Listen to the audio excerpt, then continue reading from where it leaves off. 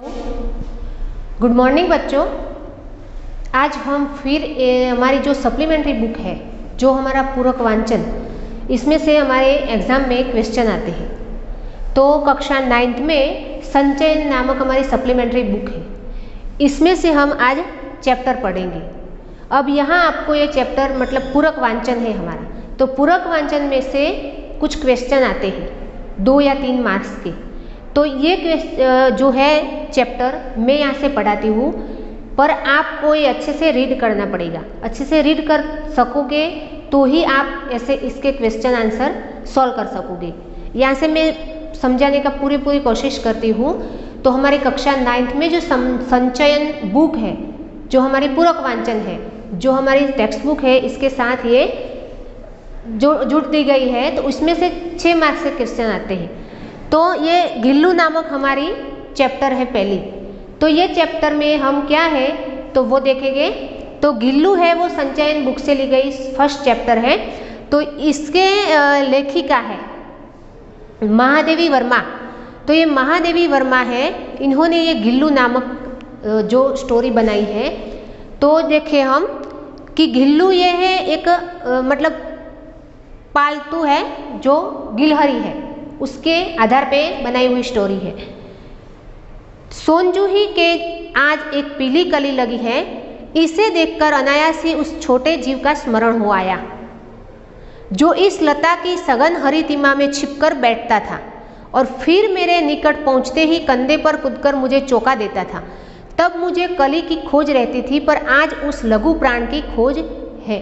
खोज यानी कि जो पहले एक गिल्लू नामक जो उनके पास थी, तो वो उसे याद आ गई महादेवी वर्मा को कि कभी कभी ये वो सोनजूही के पास जाते थे, तब उनकी याद आई। क्यों याद आ गई कि उसको जब ये उनका देहांत मतलब मृत्यु हो गई, इसकी ये मर गई गिल्लू, तब उनको ये सोनजूही के जो लता थी जो उनके नीचे उसे मतलब गाड़ दिया था।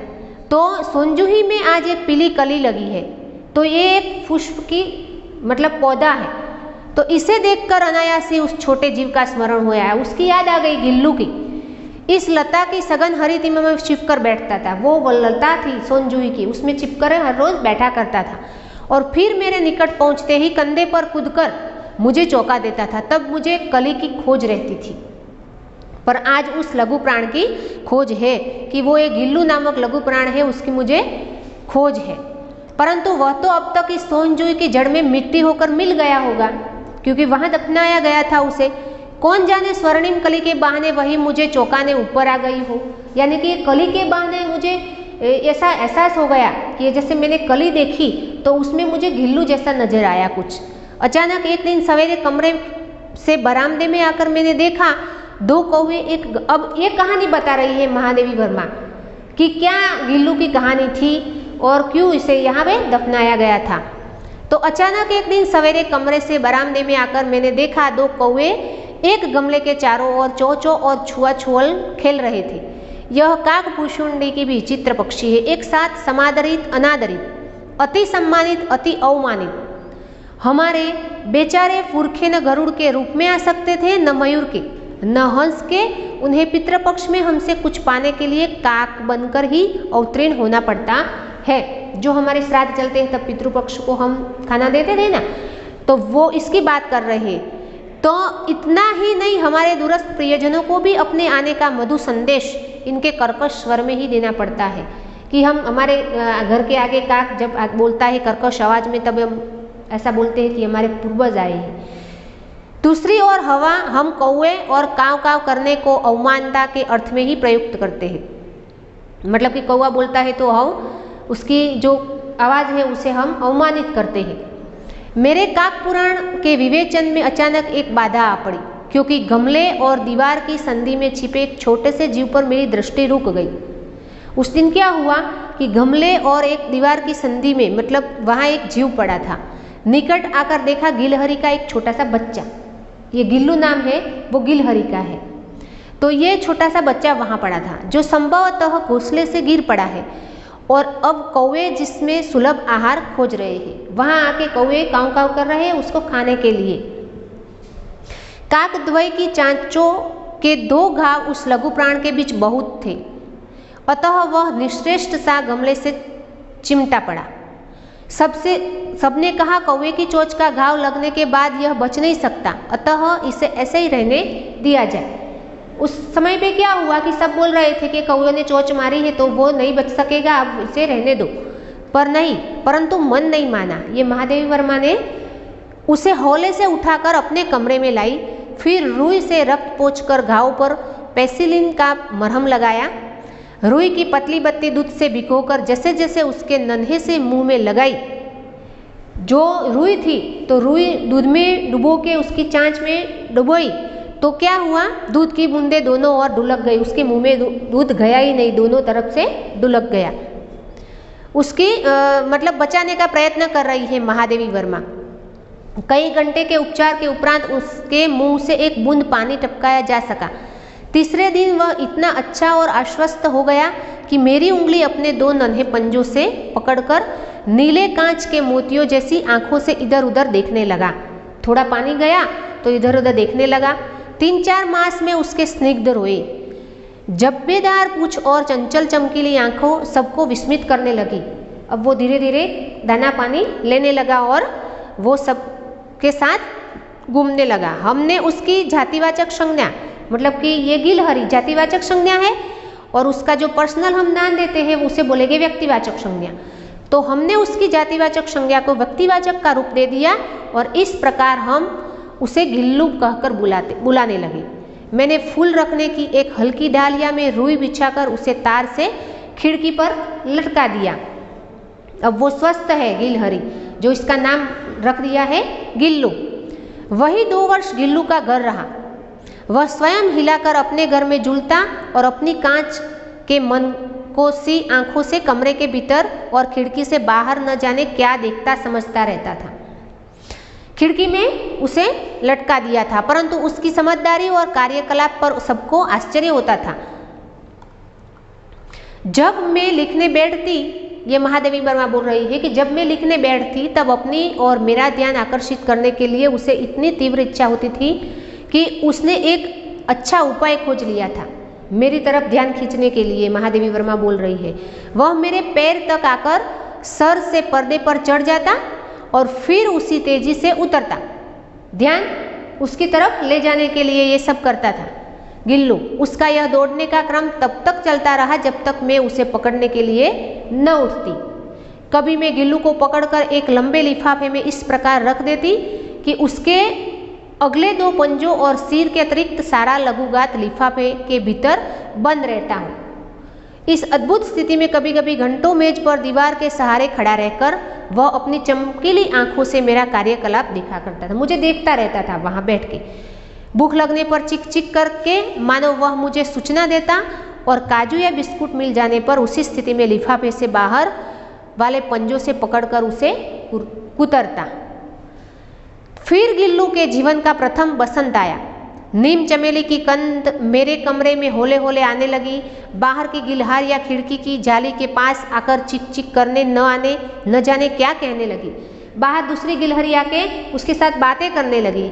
उनकी जो भाषा थी उसमें गिल्लू को जाली के पास बैठकर अपनेपन से बाहर झोंकने देखकर मुझे लगा कि इसे मुक्त करना आवश्यक है। वो बाहर झोंक रही थी गिलहरी, तो उसे ऐसा लगा लेखिका को कि उसे भी मुक्त करना आवश्यक है। मैंने कीले निकालकर जाली का एक कोना खोल दिया और इस मार्ग से गिल्लू ने बाहर जाने पर सचमुच ही मुक्ति की सांस ली। इतने छोटे जीव को घर में पले कुत्ते बिल्लियाँ से बचाना एक समस्या थी। कुत्ते बिल्लियाँ उसे खा जाती है, इसलिए घर में रखना एक समस्या थी। आवश्यक कागज पत्रों के कारण मेरे बाहर जाने पर कमरा बंद ही रहता। मतलब ये महादेवी वर्मा लेखिका थी, तो आवश्यक जो काम करना था उसके लिए उसे बाहर तो जाना ही पड़ता था, तो कमरा बंद रहता। तो मेरे कॉलेज से लौटने पर जैसे ही कमरा खोल गया और मैंने भीतर पैर रखा, वैसे ही गिल्लू अपनी जाली के द्वार से भीतर आकर मेरे पैर से सिर और सिर से पैर तक दौड़ने लगा। तब से यह नित्य का क्रम हो गया कि हर रोज ये महादेवी वर्मा है, वो बाहर जाती थे, आते वक्त वो गिलहरी उसकी राही देखती थी। मेरे कमरे से बाहर जाने पर गिल्लू भी खिड़की की खुली जाली की राह बाहर चला जाता और दिन भर गिलहरियों के झुंड का नेता बन हर डाल पर उछलता कूदता रहता और ठीक 4 बजे वह खिड़की से भीतर आकर अपने झूले में झूलते लगा। मुझे चौंकने की इच्छा उसमें न जाने कब और कैसे उत्पन्न हो गई। कभी फूलदानी के फूलों में छिप जाता, कभी पर्दे की चुन्नट और कभी सोनजूही की पत्तियों में छिप जाता। मेरे पास बहुत से पशु पक्षी हैं और उनका मुझसे लगाव भी कम नहीं, परंतु उनमें से किसी को मेरे साथ मेरी थाली में खाने की हिम्मत हुई है ऐसा मुझे स्मरण नहीं आता। बहुत सारे पशु पक्षी हैं जिनको महादेवी वर्मा ने पाल के रखा है अपने पास, पर ये सब जो है इससे अलावा ये गिलहरी है, जो गिल्लू है वो अलग है। वो महादेवी वर्मा जब खाने बैठते हैं तो वो उनकी थाली में भी बैठ जाती है। तो इतना लगाव हो गया है इनके साथ। गिल्लू इनमें अपवाद था। मैं जैसे ही खाने के कमरे में पहुंचती वह खिड़की से निकलकर आंगन की दीवार बरामदा पार करके मेज पर पहुंच जाता और मेरी थाली में बैठ जाना चाहता। बड़ी कठिनाई से मैंने उसे थाली के पास बैठना सिखाया, कि थाली के अंदर नहीं, पास बैठना सिखाया था, जहाँ बैठकर वह मेरी थाली में से एक एक चावल उठाकर बड़ी सफाई से खाता रहता। गिल्लू काजू उसका प्रिय खाद्य था और कई दिन काजू न मिलने पर अन्य खाने की चीज़ें या तो लेना बंद कर देता था या झूले से नीचे फेंक देता था। उसको काजू बहुत ही पसंद थे, इसलिए वो कोई दूसरी चीज़ देते तो वो बाहर झूले से फेंक देता था या तो वो खाता नहीं था। उसी बीच मुझे मोटर दुर्घटना में आहत होकर कुछ दिन अस्पताल में रहना पड़ा। उन दिनों जब मेरे कमरे का दरवाज़ा खोला जाता, गिल्लू अपने झूले से उतरकर दौड़ता, फिर किसी दूसरे को देखकर उसी तेजी से अपने घोंसले में जा बैठता। एक बार ये दुर्घटना हुई थी तो अस्पताल रहना पड़ा महादेवी वर्मा को। तो वहाँ से घर पे कोई भी घर पे आता था तो वो महादेवी वर्मा ही, वैसे वो तो नीचे उतर के आता था, पर वो नहीं देखने के बाद वो अपने झूले में बैठ जाता था। सब उसे काजू देते आते थे, परंतु अस्पताल से लौटकर जब मैंने उसके झूले की सफाई की तो उसमें काजू भरे मिले, क्योंकि ये पशु भी है ना, कितना समझदार है कि उसका मालिक जो है बीमार है, जो महादेवी वर्मा बीमार है, अस्पताल में है, इसलिए वो खाने का उसे अच्छा नहीं लगता। भले अपनी मनपसंद चीज़ काजू मिल रहे हैं, किसी के कोई दे रहा है तो वो अपने घोंसले में ही दबा के रखे हैं सब, जिससे ज्ञान होता था कि वह उन दिनों अपना प्रिय खाद्य कितना कम खाता था। अपना प्रिय खाद्य था काजू, तो भी वो कम खाता था। मेरी अस्वस्थता में वह तकिए पर सिरहाने बैठकर अपने नन्हे नन्हे पंजों से मेरे सिर और बालों को इतने हौले हौले सहलाता रहता कि उसका हटना एक परिचारिका के हटने से समान लगता था। वे मैं बीमार थी, जब घर आई महादेवी वर्मा बोलती है कि मेरे बालों में वो अपनी ऐसे नन्हे नन्हे पंजों से मेरे बाल में हौले हौले सहलाता रहता था। गर्मियों में जब मैं दोपहर में काम करती रहती तो गिल्लू न बाहर जाता न अपने झूले में बैठता। उसने मेरे निकट रहने के साथ गर्मी से बचने का एक सर्वथा नया उपाय खोज निकाला था। वह मेरे पास रखी सुराही पर लेट जाता और इस प्रकार समीप भी रहता और ठंडक में भी वो रहता था। गिलहरियों के जीवन की अवधि 2 साल की है। गिलहरी कितना जी लेती है? 2 ही साल, तो 2 वर्ष से अधिक नहीं होती। अतः गिल्लू की जीवन यात्रा का अंत आ ही गया था। अब दिन भर उसने न कुछ खाया न बाहर गया। रात में अंत की यातना में भी वह अपने झूले से उतरकर मेरे बिस्तर पर आया और ठंडे पंजों से मेरी वही उंगली पकड़कर हाथ से चिपक गया जिसे उसने अपने बचपन की मरणासन्न स्थिति में पकड़ा था, कि जो लास्ट स्थिति आ गई थी, इसलिए वो महादेवी वर्मा के पास ही बैठ गया। पंजे इतने ठंडे हो रहे थे कि मैंने जाकर हीटर लगाया और उसी उष्णता देने की प्रयत्न किया, परंतु प्रभात की प्रथम किरण के स्पर्श के साथ ही वह किसी और जीवन में जागने के लिए सो गया।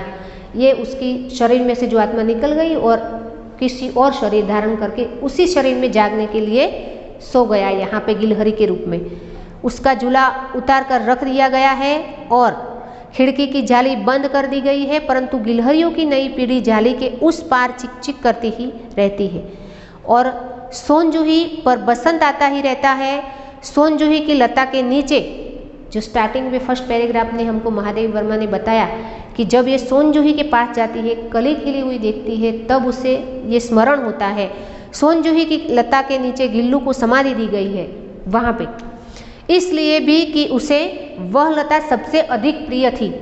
इसलिए भी कि उस लघुगात का किसी बासंती दिन जूही के पिता छोटे फूल में खिल जाने का विश्वास मुझे संतोष देता है।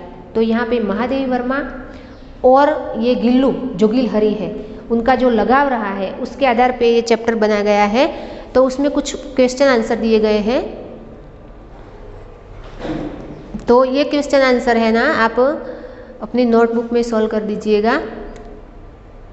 आपको समझ में आ गया होगा ये गिल्लू नामक जो कहानी महादेवी वर्मा ने बताई है वो, और आप 2 बार रीड कर देंगे अच्छी तरह से तो वो समझ में आ जाएगा। Thank you.